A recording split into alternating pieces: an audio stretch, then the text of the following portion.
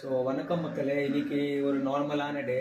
So இன்றைக்கி பார்த்தீங்கன்னா எங்கள் பாட்டி இங்கே பூ கட்டிட்டு இருக்காங்க. என்னோட பெரிய பாட்டி, என்னோட பாட்டியோட அக்கா இவங்க. ஸோ அவங்களோட வ்ளாகிங் பண்ணிட்டு இருக்கேன்.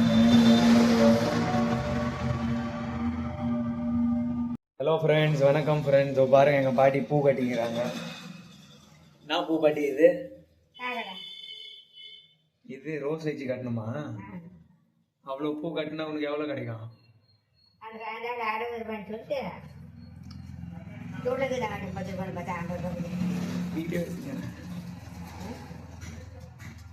எவ்வளோ பூ கட்டுற? இது எவ்வளோ பூ? காமி காமி இது பிளாஸ்டிக் காமி எத்தின் மொயம் கொடுங்க.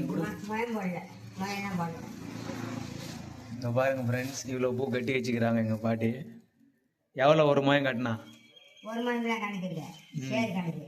3 சேருன்னு சொல்லிட்டு போய்க்கிறான். 3 சேரில் எவ்வளோ மொயம் ஆகும் உனக்கு தெரியும்ல? எவ்வளோ ஆகும்? நம்ம கூட இதுக்கு முன்ன நீ பூ கட்டி நின்றல, பூவெல்லாம் கட்டுவல, அப்போ கூட ஒரு சேரில் எவ்வளோ 10 மொயமா 20 மொயமா எத்தனை மொயம் ஆகும்? 8 மொயம் 9 மொயம் பாருங்க ஃப்ரெண்ட்ஸ், ஒரு மொயம் கட்டினா எவ்வளோ? ஒரு சேர் கட்டினா எவ்வளோ? ஒரு சேருக்கா முல்லை 30 ரூபாய், 20 ரூபாய். ஸோ ஃப்ரெண்ட்ஸ், எங்கள் பாட்டி எல்லாம் பூ வியாபாரம் ஒன்றா பண்ணவங்க தான். இதுதான் எங்கள் எல்லாத்துக்கூட பெரிய பாட்டி.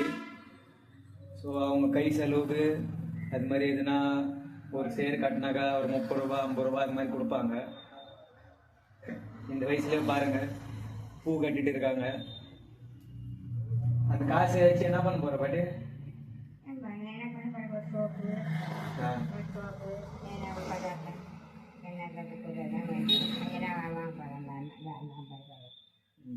ஸோ அந்த அதில் ஏதாவது அவங்களுக்கு ஆசைப்பட்டது, ஏதாவது சாப்பிட ஆசையாக இருந்தால் அது மாதிரி யாருக்கிட்டையும் கையேந்து நிற்கக்கூடாது இந்த வயசுலேயும்.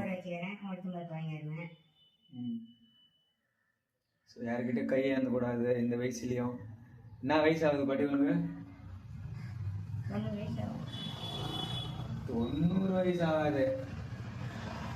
90 வயசு ஆகாது.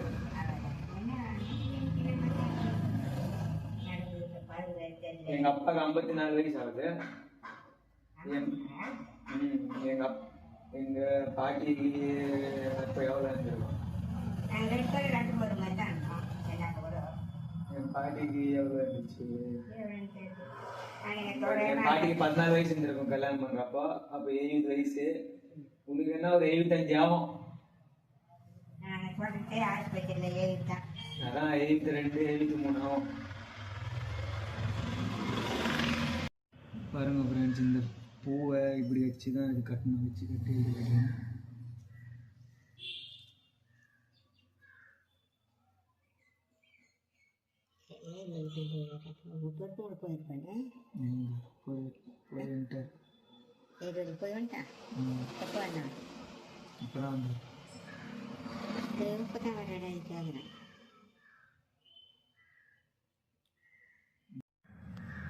இது பேர் என்னது பாட்டி? இலை? இந்த இலை பேர் இது என்னத்துக்கு? அப்படி ஆயுதத்துக்கு வைப்பாங்களா? பூத்தாயம் தான் சொல்லுவோம். பாருங்க ஃப்ரெண்ட்ஸ், இந்த பூத்தாயை அதுமாரி வச்சு இந்த மாதிரி கட்டணும்.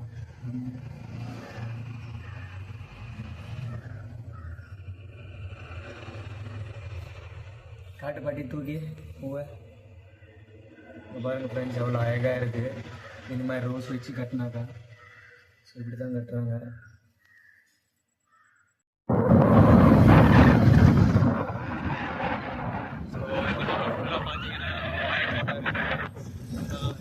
ஜாஸ்தி இதுக்கு பேர் வச்சுன்னா ஏன்னா இதெல்லாம் இங்கே நிறைய வாய் தோட்டம் இருக்கும். அதனால தான் இந்த பக்கம் பார்த்தீங்கன்னா பூ அது மாதிரிலாம் கூட நிறைய இங்கே எல்லாம் அறுவடை பண்ணுவாங்க. ஸோ அதனால தான் எங்கள் அப்புறம் இங்கே முன்னாடி பார்த்தீங்கன்னா படவீட்டம்மன் கோவில் இருக்குது. வாங்க அந்த கோவிலும் பார்க்கலாம். ஒரு வேலையாக அங்கே கடைக்கு போகிறோம். நம்ம ஒரு மெட்டீரியல் சில பார்ட்ஸ் வாங்குறதுக்காக.